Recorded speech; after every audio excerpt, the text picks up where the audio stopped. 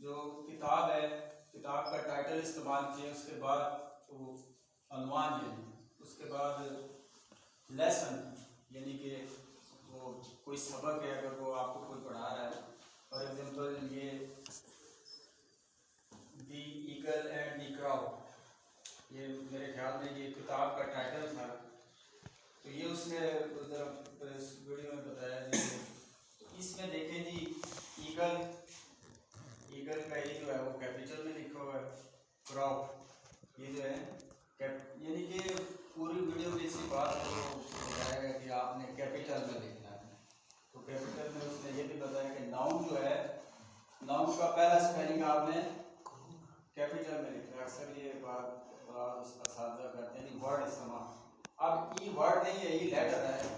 یہ مسٹیک آپ ذہن میں بٹھا لیں کہ بچے کو جب ہم ورڈ بتائیں گے تو ورڈ تو بہت سارے لیٹر کا وہ لیٹر ملے ہیں تو ایک ورڈ بنا ہے ایگل. تو یہ ای لیٹر ہے.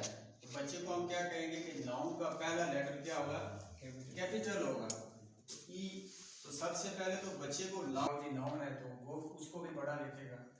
تو یہ بات انشاءاللہ بچے اگر ایسا ہم کریں گے تو مشکل نہیں ہوگا بچے کے. اس کے لیے سب سے ضروری چیز بچے کو ناؤن کا پتہ ہو. باقی چیز اساتذہ نے بتائی. کوئی سوال ہے اس پر؟